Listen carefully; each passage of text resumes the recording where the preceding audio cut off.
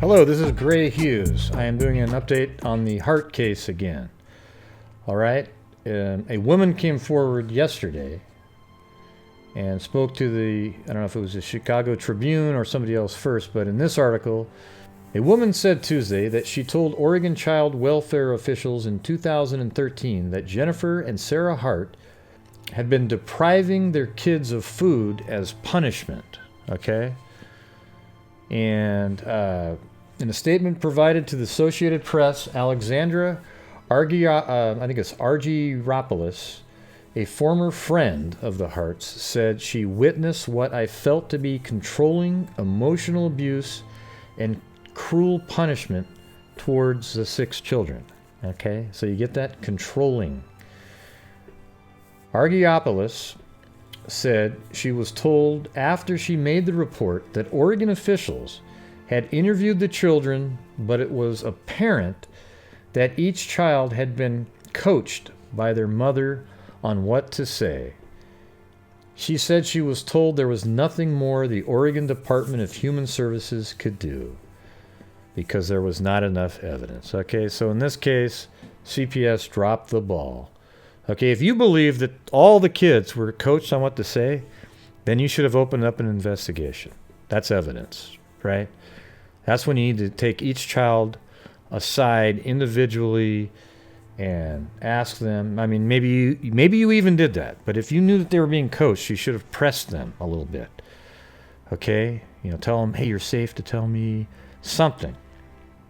But you didn't do it, all right? So this is one of those times where, you know, CPS is so quick to take a kid from a family for something relatively minor, okay? But then they make mistakes like this, all right? Drives me nuts. Absolutely nuts. Okay, so that was in 2013, all right? Now, do you remember?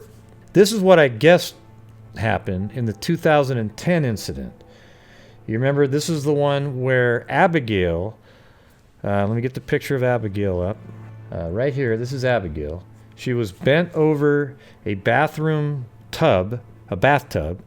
and hit with a closed fist in the back, basically, and she got her stomach and back bruised.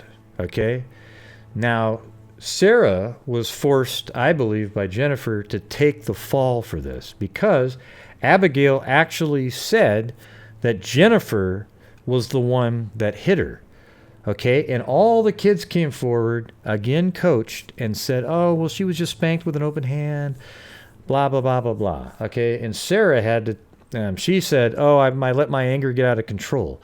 But I guarantee you that Jennifer set up that whole thing. She told everybody what to say and how to say it. And that's why in 2011, that's actually when, I think it's right here. It says, Sarah Hart reached a probation agreement April 14th, 2011. Okay, so the incident happened in 2010.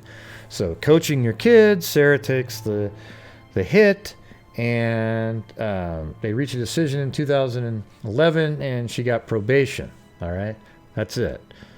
No jail time, nothing. I think it was like a $300 fine. All right, so that was in 2010 was the incident.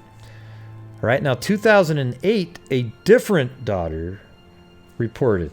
Okay, and I think that's down here. It says, an Alexandria police report obtained Tuesday also shows a different daughter told authorities in 2008 one of her mothers bruised her with a belt. And I guarantee it that was Jennifer again. Okay, I don't have any proof, but that's what I'm guessing. All right, asked by police about the beating, Jennifer and Sarah Hart said the girl had fallen down the stairs days before. So Jennifer said, listen, we need to say she fell down the stairs. You need to back me up on this. Okay? Say that you saw it too. And then they both said, oh yeah, she fell down the stairs. I mean, that's so classic. This will even happen with abused women who are so scared that the husband will beat them further if they tell the truth, that they'll make up a story. Like if they have a bruised eye, they'll say, oh, a door hit me in the eye, something like that. So that incident was 2008. So now we have a 2008 incident where lies were put out. 2010 incident where lies were put out. We have a 2013 incident where the kids were coached to lie. And then in 2017, two other children, actually one was in 2017 and the other one was 2018, okay? But I think I was going to go back a little bit. The 2008 must have been Hannah. Okay, so let's look at this picture. So 2008, Hannah would be 6. Sierra is the only other girl in these images other than Abigail. And Abigail was the one that was over the tub, right? Now, Sierra would only be 2 in the 2008 incident, right? And I doubt she would be old enough to be reporting something. But Hannah is 6 in 2008, all right? Now, in 2017, when Hannah was 15, she went over to the neighbor's house and, okay, I think I have it right here in this article.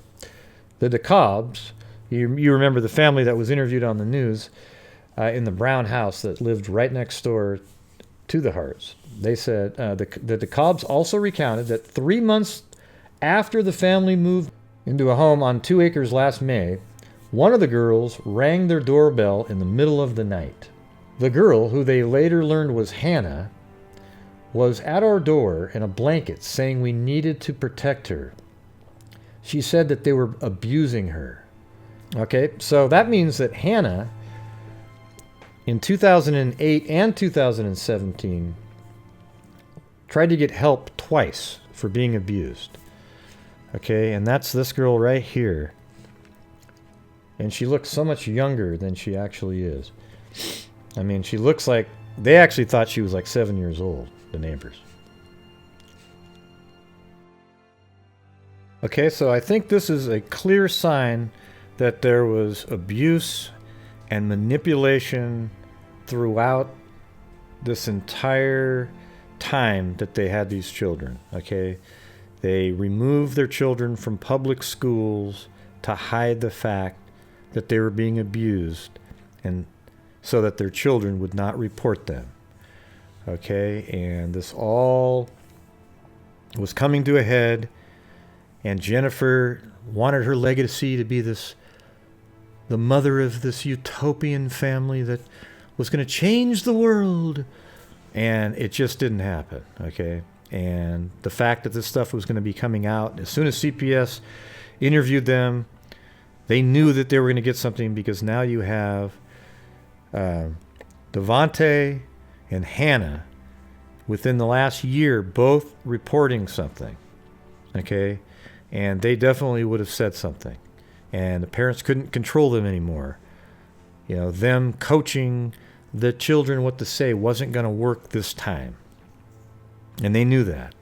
So they had to kill them all so that nothing would be told to society and it would maintain the reputation. So they make it look like, oh, our car accidentally went off a cliff. Yeah, nobody will ever be able to interview those children again. Now, there's still hope that the 3 kids that are missing are actually still alive, okay? It's interesting, however, when you take a look at the image here, Devontae was the last one that went to the neighbor's house. Okay, now let's take a look at where that neighbor's house is again. All right, so I'm going to go all the way back up to Woodland, Washington. Now, the neighbor that actually Devontae went to is this one right here. Okay, so Devontae and Hannah both went to this neighbor. Hannah went there in May of last year, and Devontae was just going up to the house just this last week asking for food because they were all hungry. All right? And that's when they finally called CPS. I am wondering a little bit, was CPS called in the May incident with Hannah when she said they needed to be protected? Maybe the parents came forward and said, oh, that's just how she is. Don't worry about it. But when the second incident occurred later, then they came forward and called CPS. All right? It's hard to say. But I thought it'd be important to know the updated information on the 2013, that the officials believe that all the children were coached, and that's exactly what we observed in looking at the 2010 and 2008 incidents. Okay. Well, that's all I have for you on this video. So until next time, be safe, but I'll keep you updated if there's any breaking information. Usually as soon as I'm done with this video, there's something new out, okay? But be safe out there, everybody. Talk to you later.